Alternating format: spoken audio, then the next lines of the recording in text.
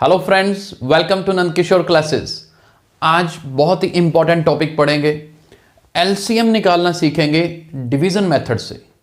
ध्यान से देखिए, मान लीजिए हमें एलसीएम निकालना है। लेट्स सपोज 5, 10, 15 और 20। ये 4 वैल्यूज है हमारे पास। हालांकि हमने शॉर्ट ट्रिक्स के वीडियोस पहले बनाए हैं, लेकिन डिवीजन मेथड जो बच्चों के सिलेबस में है बहुत इंपॉर्टेंट है। अब देखिए डिवीजन मेथड कैसे यूज करना है, बड़े ध्यान से समझिएगा। सबसे पहले इन वैल्यूज को 5, 10, 15, 20 इस तरह से लिख लेना है और हमें यह देखना है कि ये चारों वैल्यूज क्या कोई ऐसा कॉमन नंबर है जिस पर डिवाइड होंगी। जैसे ये 5 से डिवाइड हो रही हैं तो सबसे पहले यहां 5 लिखिए और 5 से डिवाइड कर दीजिए। जैसे 5 टाइम 1 इज 5, ठीक है जी, तो यहां पर 1। 5 times 2 is 10, 5 times 3 is 15, 5 time 4 is 20। तो मेरे पास यहां पर 1, 2, 3, 4 आ गया।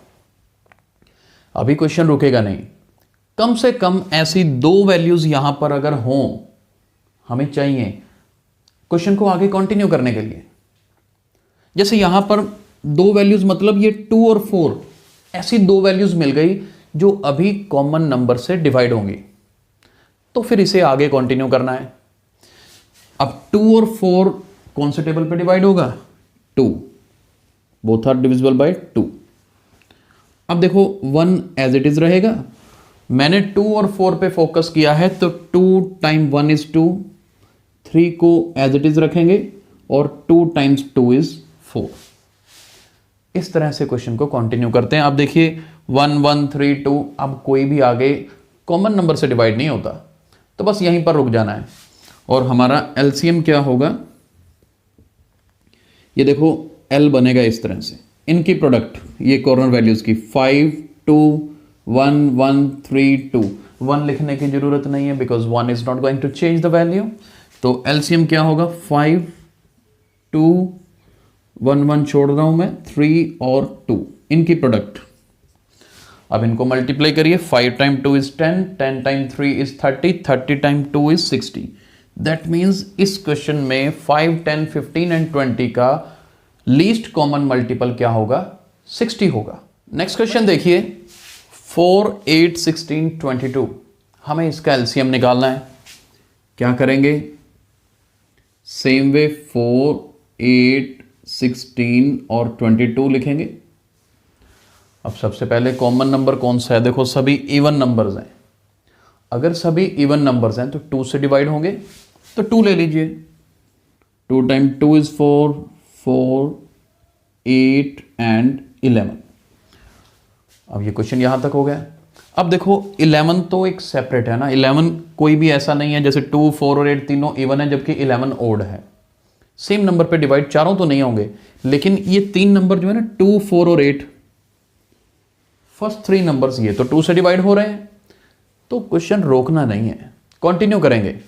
मतलब 2 से आगे करेंगे। 2 time 1 is 2, 2 time 2 is 4, 2 time 4 is 8 और ये फिर 11 एज इट इज।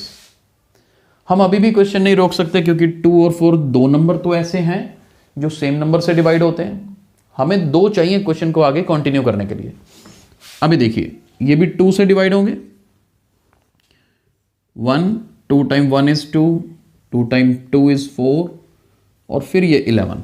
बस अब आगे नहीं। 2 और 11 अब यहां पर रोक सकते हैं हम क्वेश्चन। तो एलसीएम क्या होगा?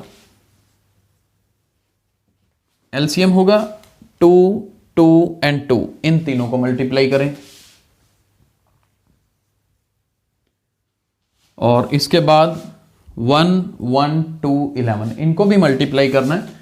मैं सिर्फ यहां पर 2 और 11 ले रहा हूं, ठीक है जी। इनको मल्टीप्लाई करते हैं। 2 time 2 is 4, 4 time 2 is 8, 8 time 2 is 16। So we get 16 multiply 11। 16 को 11 से मल्टीप्लाई करेंगे तो आंसर कितना आएगा जी? 176। दैट मीन्स 4, 8, 16 और 22 का लोएस्ट कॉमन मल्टीपल कितना होगा? 176 होगा। आई होप आपको डिवीज़न मेथड समझ आ गया होगा कि एलसीएम कैसे निकालते हैं। और अगर आपको ये वीडियो पसंद आया है तो इसे लाइक और शेयर जरूर करिए। Thank you so much.